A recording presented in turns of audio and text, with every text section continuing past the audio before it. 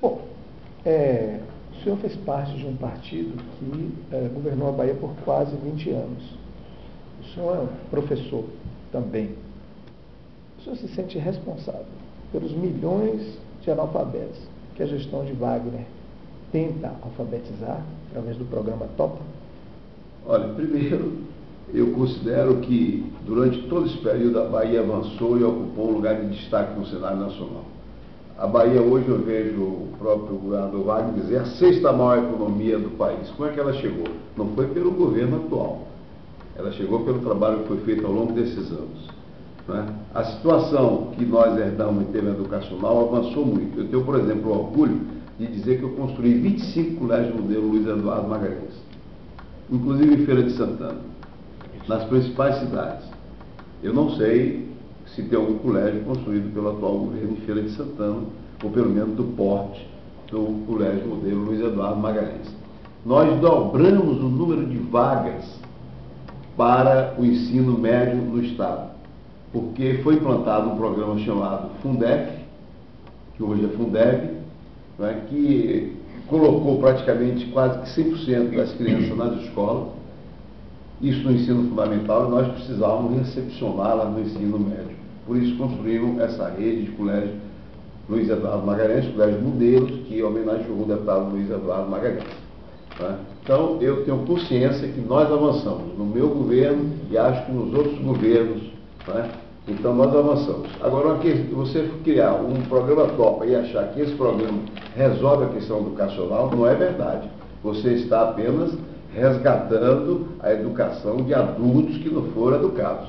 Nós temos que cuidar, claro, de todos, mas principalmente olharmos para a sequência da educação, que deve se iniciar no ensino pré-escolar, no infantil, depois no fundamental, depois no médio e chegar até o universitário. Por exemplo, eu prestigiei em muitas universidades estaduais da Bahia, todas elas. Não é? Inclusive a Universidade Estadual de Feira de Santana, que teve muito investimento por parte do governo do Estado. Eu, onde eu vou, vejo muita queixa dos estudantes das universidades estaduais da Bahia, porque me parece que não é prioridade do governo do Estado investir no ensino superior nas universidades estaduais federais. Então, eu tenho consciência de que no período que eu fui governador e dos governos que eu participei, aliados, na época do meu partido, que não era DEM, era PFL, nós realizamos muito pela educação. Isso aí eu tenho certeza absoluta. O senhor também é engenheiro e formado por uma das melhores universidades do Brasil, que é a UFBA. Então, no entanto, isso acontece em todo o país, e Salvador não é exceção, nós temos inúmeras favelas em Salvador. Eu gostaria que o senhor acompanhasse esse seguinte raciocínio. Faltou, não só por parte do senhor, como por parte da elite soteropolitana, uma capacidade autocrítica de análise e planejamento da cidade de Salvador. Eu gostaria que o senhor levasse em consideração que foram 20 anos de democratas, 16 anos de democratas à frente do governo baiano. Não tem nada a ver com democratas ou PFL, o que você acabou de dizer. O que aconteceu no Brasil foi um processo muito rápido de urbanização. As pessoas se deslocaram do campo para as cidades. Então, se você olhar na década de 60, você tinha aproximadamente 70% das pessoas morando no campo, 30% morando nas cidades. Hoje nós temos o inverso. Então, esse fluxo migratório que houve do campo para as grandes metrópoles, e a questão de invasões ou favelas, ou como se chama em outros lugares, ocupação desordenada, não é uma característica de Salvador, é uma característica de todas as metrópoles brasileiras. Não é? E o país não soube perceber essa mudança. E aí não teve uma política habitacional, tá certo? Uma política urbana para recepcionar todo esse contingente humano. E aí o que é que aconteceu? Houve as invasões.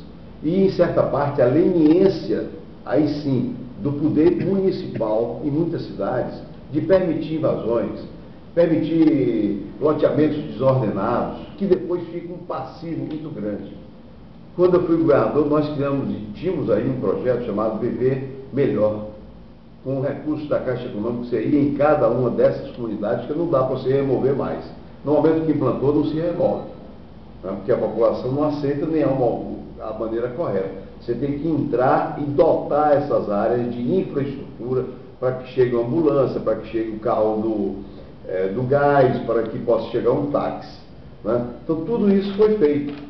Agora, lamentavelmente, o programa realmente é grandioso. Agora, o que eu quero dizer é o seguinte: cada um tem que fazer a sua parte. Quando o governo deixa de fazer a sua parte, esse passivo fica para o próximo governo. Então, se todos forem fazendo a sua parte, nós vamos diminuindo o passivo. Mas se o governo cruza os braços, não tem projeto e não avança, esse passivo vai aumentando. O que aconteceu, a falta de um programa de urbanização por várias décadas no país. No país. Então, hoje você fala do projeto Minha Casa Minha Vida. É essencial que se implante para diminuir o déficit habitacional. E quando você vai construir uma casa com o projeto Minha Casa Minha Vida, ninguém vai fazer sem água, sem esgoto, sem eletricidade, você vai fazer planejado.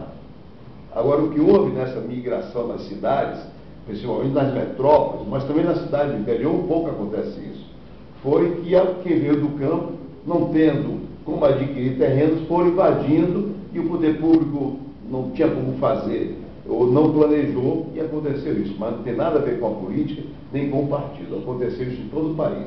Haja vista o que acontece no Rio de Janeiro, o que acontece em São Paulo, o que acontece nas grandes metrópoles, inclusive Belo Horizonte. E em alguns momentos, senador, houve até incentivo por parte de políticos para que isso acontecesse, que dava apoio, invadia os sujeitos, ia lá, até defendia as bandeiras da invasão, aquela coisa toda também tem muito, né? Mas é porque também faltou o planejamento. Né? É correto, O senhor já tem ideia de quem serão os seus suplentes? Não. Nós estamos ainda em período de formatação da chapa, que não compete a mim, mas compete ao candidato Gedel Vieira Lima. Né? Então, ele tem toda a liberdade para formar a chapa. Quando for concluído esse processo, aí nós vamos, então, passar para a fase posterior de olhar a suplência de cada um. Mas aí uma coisa muito, eu acho, que é muito individual, é de cada. Por exemplo, no meu caso, uma questão que eu resolverei.